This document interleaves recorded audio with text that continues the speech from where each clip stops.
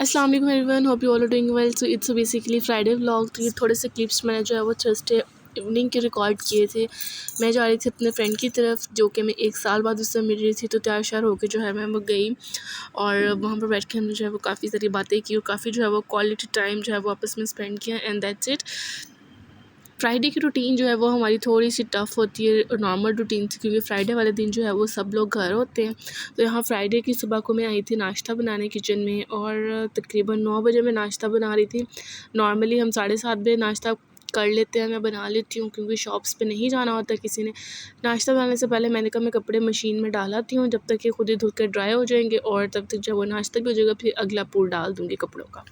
मतलब ये वाले निकाल के फिर और दोबारा कपड़े जो है वो और डाल दूँगी।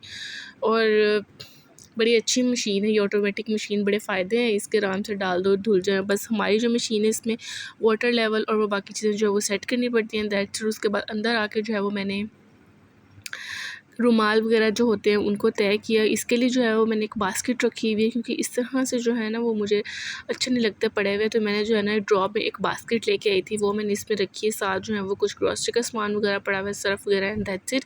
इस तरह से मैं इसको रख देती होती हूँ, और इसी के अंदर जो है वो सारे रुमाल पड़े होते हैं। फिर जो है वो मैंने चाय रखी यहाँ पर, और कल जो है ना, कल नहीं 2 से 3 दिन बाद मैंने ये चूल्हा साफ़ करना है। मुझे काफ़ी मैसी सा लग रहा है, सिंक भी करना है। तो उसके लिए मैंने एक रेमेडी देखी है, वो मैं बनाऊंगी, ट्राई करूंगी, और उसकी वीडियो भी बनाऊंगी, दिखाऊंगी कि रिज़ल्ट्स कैसे आए उसके।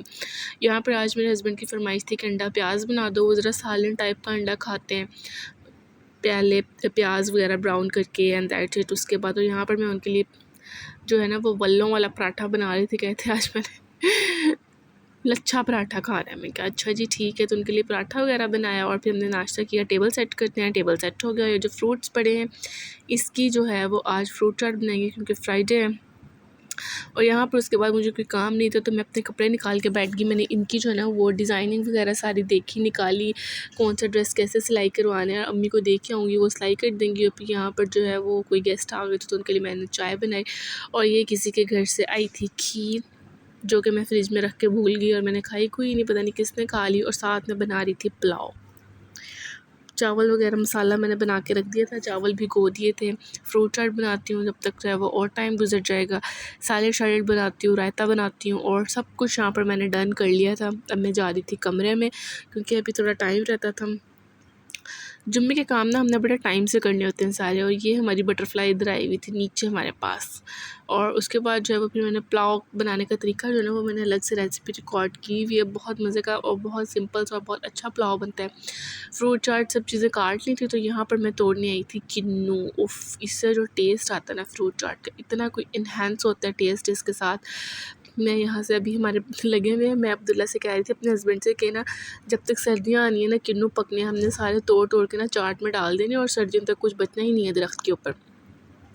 बस फिर इसको भी रखते हैं, चावल दम पे रखे, और उसके बाद सबने खाना शाना खाया। उस टाइम पे मैं व्लॉग नहीं कर पाती, क्योंकि सब फैमिली वाले घर होते हैं। और फिर उसके बाद हम सो गए, और उठ के फिर अब मैं जा रही थी मामा की तरफ कपड़े देने उनको, कि मेरे जो कपड़े हैं ना वो ज़रा सिलाई कर दें। मैंने डिज़ाइन जो वो सारे निकाल के समझाए उनको। अब जब सिल के आएंगे फिर मैं उनकी जो वो ड्रेस डिज़ाइनिंग वीडियो भी सेंड कर दूँगी। So here we are going. और ये छोटा सा बच्चा भी जो है ये हमारे साथ जा रहा था, और ये बाहर निकलते हुए इस मिरर में अपनी फुल लुक देख लेती होती हूँ कि हम सब जा रहे थे। So let's go on the way. और वहाँ पर मुझे मिली मेरी भतीजी नोटिस, इतनी प्यारी कोई बच्ची है, इतनी खुश होती है देख के। और हमने वहाँ पर मैंने फरमाइश की बस चाय पीनी है। यहाँ पर वापस पे हम लोग गए अपने सिस्टर इन लॉ के घर। यहाँ पर बैठ के थोड़ी गपशप की, और ये जो मर्द हज़रात हैं ये लोग मैच देख रहे थे यहाँ पर।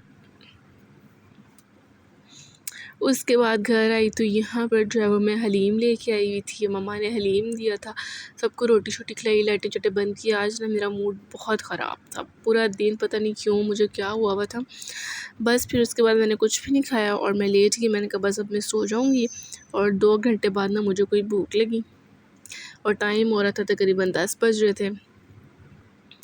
जल्दी रोटी खिला कर मैं लेट गई थी सबको कि मैंने सोना है। और फिर मैं 10 बजे किचन में आई, और आकर फिर मैंने बेसन वाली चिप्स बनाई, क्योंकि और तो मुझे कुछ समझ नहीं आ रहा था मैं क्या बनाऊँ। वैसे चिकन भी पड़ा हुआ था, सब कुछ पड़ा हुआ था, लेकिन इतने लंबे चौड़े प्रोसेस में मैं जाना नहीं चाह रही थी। तो बस फिर मैंने जो है वो आलू छीले, इसलिए ना टाइम से रोटी खा लेनी चाहिए।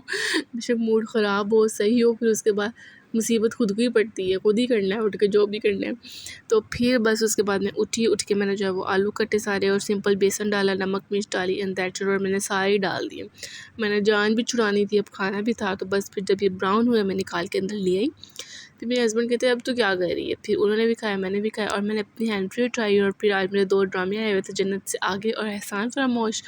फिर मैंने सुकून से बैठ के वो देखी और फिर मैं सो गई and that's it. Okay bye.